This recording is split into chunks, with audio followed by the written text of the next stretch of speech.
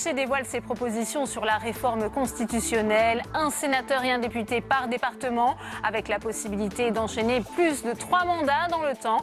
Quant à la menace d'un référendum brandi par l'exécutif, le président du Sénat n'y croit pas. Il espère trouver un terrain d'entente avec Emmanuel Macron. Est-ce vraiment possible et à quel prix? Le débat est à suivre. Jean-Philippe Derozier, un député et un sénateur par circonscription, ça vous semble un bon ratio selon vous? Par département? Par département, oui, pas par circonscription. La question n'est pas celle du ratio, mais véritablement de ce qu'a dit le président Larcher avec son coup de stabilo. Stabilo, c'était l'outil indispensable ce matin. Il n'a pas posé les lignes rouges, mais les lignes jaunes, le stabilo étant généralement jaune. Et la première condition, c'est d'inscrire dans la Constitution un minimum par département de 1 député et 1 sénateur. Et là, je crois que c'est une volonté très nette, intangible. Je ne suis pas, tel que cela a été formulé, je ne pense pas que le président Larcher reviendra sur ce point-là, pour faire la moindre réforme qui supposerait l'accord du Sénat. Et donc, même s'il s'agissait de réduire le nombre des parlementaires, il faudrait en passer par l'inscription de ce minima dans la Constitution. Sur la question du ratio, puisque vous m'avez interrogé sur ce sujet, ça porterait à au moins 100 sénateurs et 100 députés, auxquels s'ajouteraient ceux issus des collectivités à statut particulier et de l'outre-mer, disons 110 au minimum environ, et il serait complété par d'autres députés et d'autres sénateurs dans les départements plus nombreux. Ce qui apporte à une deuxième difficulté, qui est la réduction souhaitée d'un tiers, qui réduirait à 400 députés. Là, passerait encore, mais à quelques 230 sénateurs, 240 sénateurs, là, ça devient un petit peu plus compliqué. Si c'est constitutionnalisé, a priori, ça deviendra constitutionnellement possible. Mais il y aura des disparités entre territoires qui pourraient conduire à, non pas des parlementaires hors sol, comme le signale le président Larcher, mais à des parlementaires qui n'arriveraient pas à couvrir toute leur circonscription et qui donc seraient hors personne, et pas hors sol, mais hors personne, c'est-à-dire qu'ils ne seraient plus suffisamment au contact de leurs électeurs. En revanche, le non-cumul dans le temps, là, ce n'est pas acceptable pour Gérard Larcher, il l'a rappelé ce matin. Jean-Philippe Derozier. Oui, moi en réalité, je vois 2 problèmes. Le premier problème, c'est la question des moyens du Parlement et des parlementaires qui ne bénéficient pas de suffisamment de moyens, qu'ils soient matériels, humains et financiers. Et le deuxième problème, c'est la charge de travail. C'est difficile à faire passer ça dans l'opinion publique. On est plutôt dans une réforme inverse. Mais c'est difficile à faire passer. Pourquoi? Parce que l'opinion publique n'a sans doute pas suffisamment connaissance de ce qui se passe au quotidien au Parlement. Parce que les élus, ou disons les plus médiatiques d'entre eux, sont justement plus occupés à glaner quelques médias, à aller serrer des mains sur les marchés, plutôt qu'à expliquer ce qu'ils font vraiment au Parlement. Et il y en a des parlementaires qui sont comme ça. Ça, je ne le mets absolument pas en doute.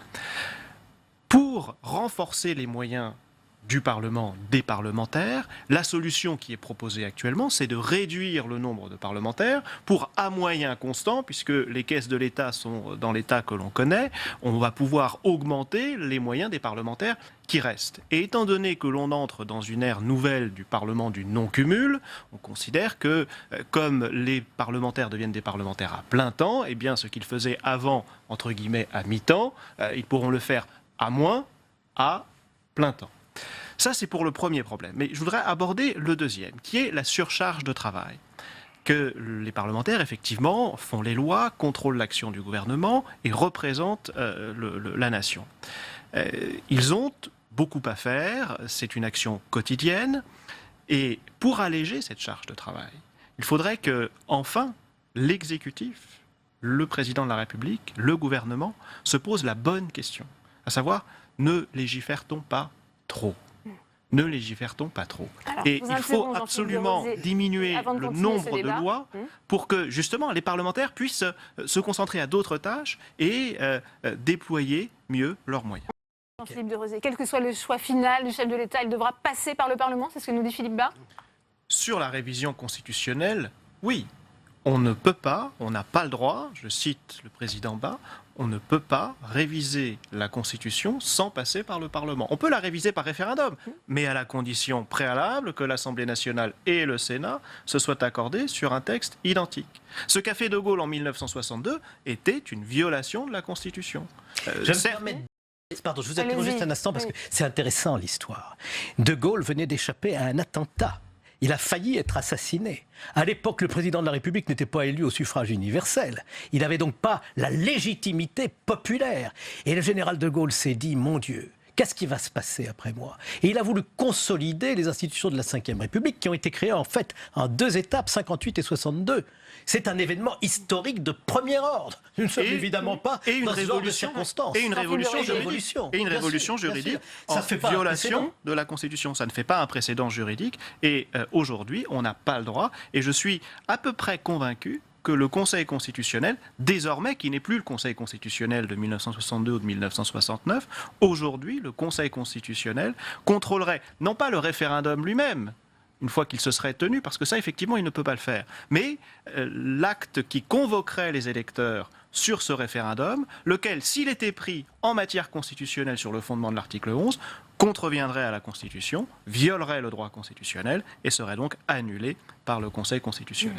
Le référendum, très rapidement, il ne peut pas y recourir directement en matière constitutionnelle, mais sur les matières qui ne relèvent pas de la Constitution, comme réduction du nombre de parlementaires, sur la question également du cumul des mandats dans le temps, ou sur la question de l'introduction de la proportionnelle pour l'élection des députés, sur ça, il pourrait passer par référendum. Mais à mon avis, le président du Sénat, s'il